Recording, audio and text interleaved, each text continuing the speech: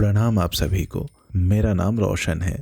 दोस्तों, आज मैं आपके लिए लेकर आया हूँ मुंशी प्रेमचंद जी की लिखी एक कहानी जिसका शीर्षक है स्त्री और पुरुष। तो आइए शुरू करते हैं कहानी का पाठ।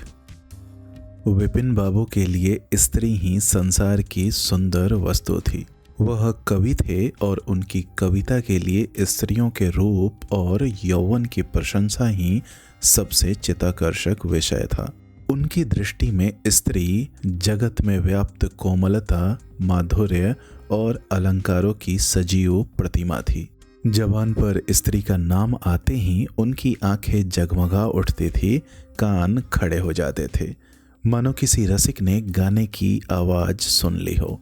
जब से होश संभाला तभी से उन्होंने इस सुंदरी की कल्पना करनी शुरू कर दी थी। जो उसके हृदय की रानी होगी उसमें उषा की प्रफुल्लता होगी, पुष्प की कोमलता, कुंदन की चमक, बसंत की छवि, कोयल की ध्वनि। वह कवि वर्णित सभी उपमाओं से विभूषित होगी। वह उस कल्पित मूर्ति के उपासक थे। कविताओं में उसका गुण गाते वह दिन भी समीप आ गया था जब उनकी आशाएं हरे हरे पत्तों से लहराएंगी, उनकी मुरादें पूरी हो जाएंगी।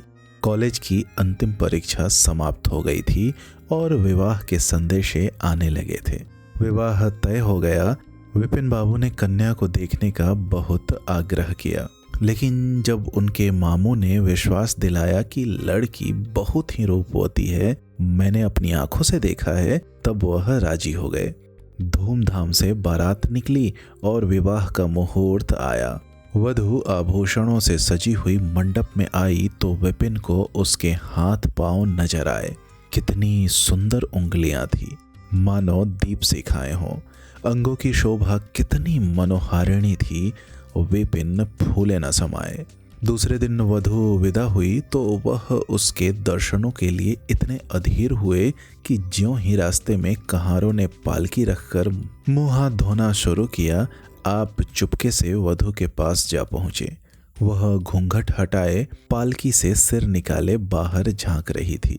विपिन की निगाह उस पर पड़ गई।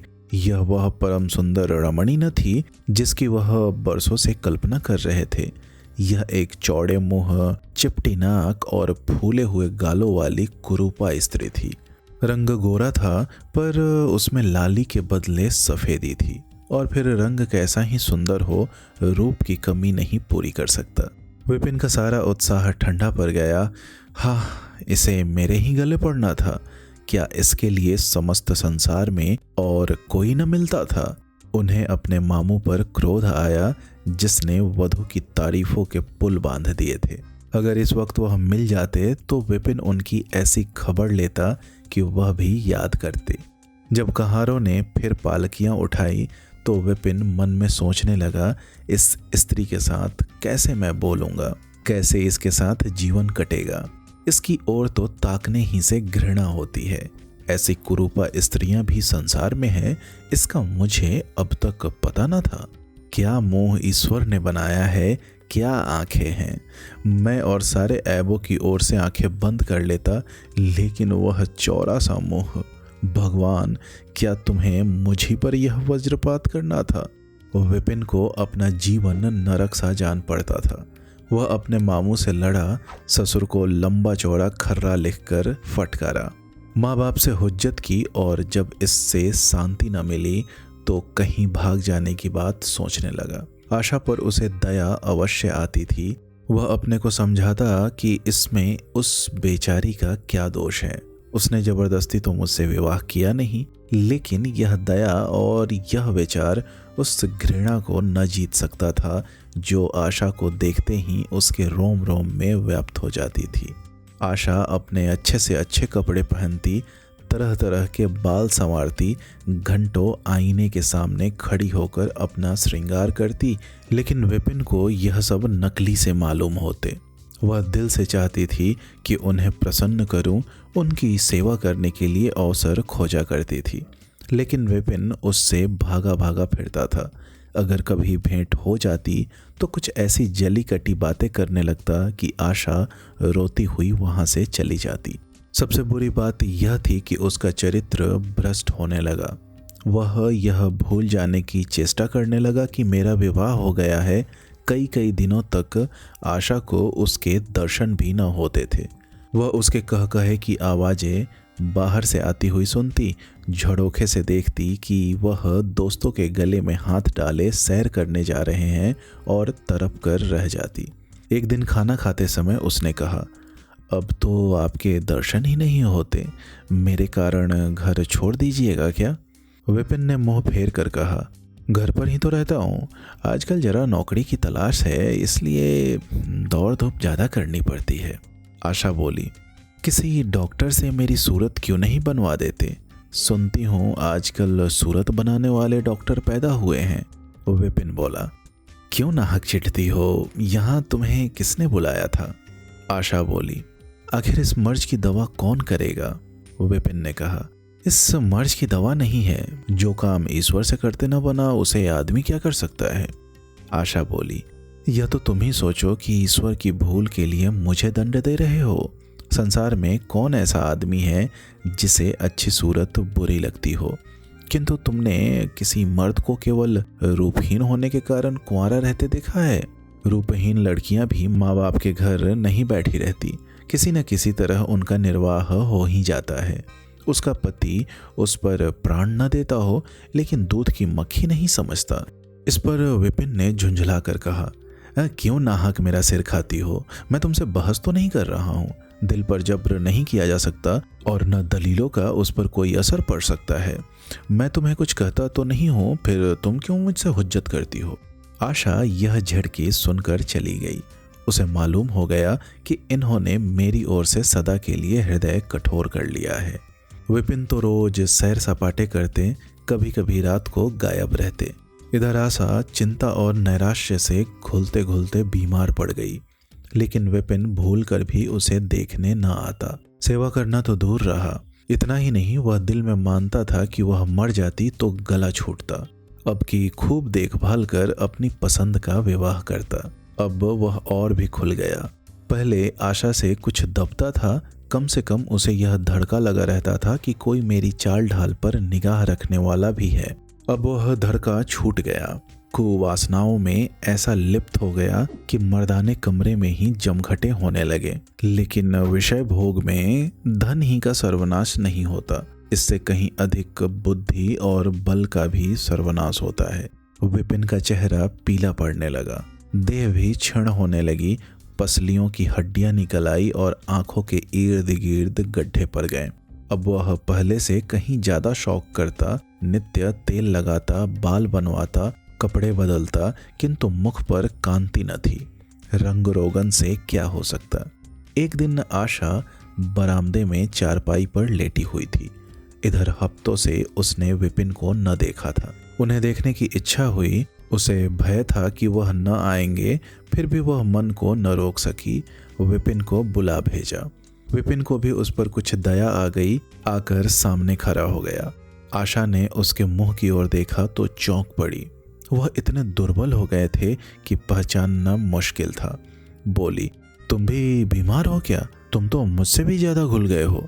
विपिन ने कहा, जिंदगी में रखा ही क्या है जिसके लिए जीने की फिक्र करूं। आशा बोली, जीने की फिक्र न करने से कोई इतना दुबला नहीं हो जाता, तुम अपनी कोई दवा क्यों नहीं करते? यह कहकर उसने विपिन का दाहिना हाथ पकड़कर अपनी चारपाई पर बैठा लिया। विपिन ने भी हाथ छुड़ाने की चेष्टा न की। उनके स्वभाव में इस समय एक विचित्र नम्रता थी जो आशा ने कभी न देखी थी। बातों से भी निराशा टपकती थी। अक्खरपन या क्रोध की गंध भी न थी। आशा को ऐसा मालूम हुआ कि उनकी आंखों में आंसू भरे हुए हैं। विपिन चारपाई पर बैठते हुए बोला, मेरी दवा अब मौत करेगी। मैं तुम्हें जलाने के लिए नहीं कहता। ईश्वर जानता है मैं तुम्हें चोट नहीं पहुंचाना चाहता। मैं अब ज्यादा दिनों तक न जीऊंगा। मुझे किसी भयंकर रोग के लक्षण दिखाई दे रहे हैं। डॉक्टर ने भी वही कहा है। मुझे इसका खेद है कि मेरे हाथों तुम्हें कष्ट पहुंचा, पर क्षमा करना। कभी कभी बैठे बैठे मेरा दिल डूब जाता है, मूर्छा सी आ जाती है। यह कहते कहते एकाएक वह कांप उठा। सारी देह में सनसनी सी दौड़ गई। मूर्छित होकर चारपाई पर गिर पड़ा और हाथ पैर पटकने लगा। मुंह से फिचकोर निकलने लगा। सारी देह पसीने से तर हो गई। आशा का सारा रोग हवा हो गया। वह महीनों से बिस्तर न छोड़ सकी थी, पर इस समय उसके शिथिल अंगों में विचित्र स्फूर्ति दौड़ गई।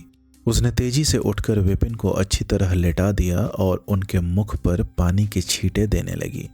मारी भी दौड़ी आई और पंखा झलने लगी, पर फिर भी विपिन ने आंखें न खोली।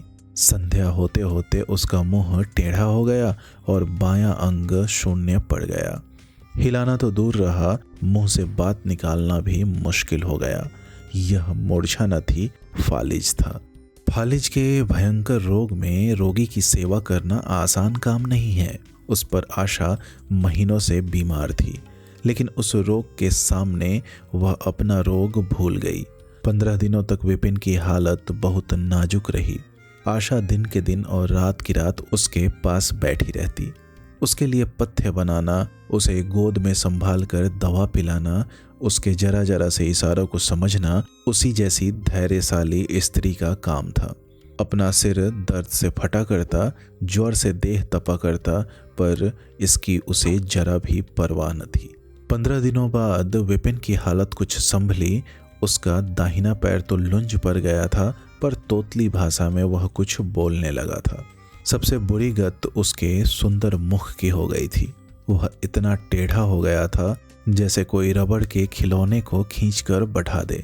बैटरी की मदद से जरा देर के लिए बैठे या खड़े तो हो जाते थे, लेकिन चलने फिरने की ताकत न थी। एक दिन लेटे लेटे उसे क्या ख्याल आया, आईना उठाकर अपना मुंह देखने लगा। ऐसा कुरूप आदमी उसने कभी न देखा था। आहिस्ता से बोला, आशा, ईश्वर ने मुझे गरूर की सजा दे दी। वास्तव में मुझे यह उसी बुराई का बदला मिला है जो मैंने तुम्हारे साथ की। अब अगर तुम मेरा मुंह देखकर घृणा से मुंह फेर लो तो मुझसे उस दुर्व्यवहार का बदला लो जो मैंने तुम्हारे साथ किए हैं। आशा ने पति की ओर कोमल भाव से देखकर कहा, मैं तो आपको अब भी उसी निगाह से देखती हूँ, मुझे तो आप में कोई अंतर नहीं दिखाई देता। विपिन बोला, वाह, बंदर का सा मुंह हो गया है, तुम कहती हो कि कोई अंतर ही नहीं। मैं तो अब कभी बाहर न निकलूंगा।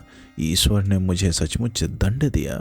बहुत यत्न किए गए, पर विपिन का मुंह सीधा न हुआ। मुंह का बायां भाग इतना टेढ़ा हो गया था कि चेहरा देखकर डर मालूम होता था।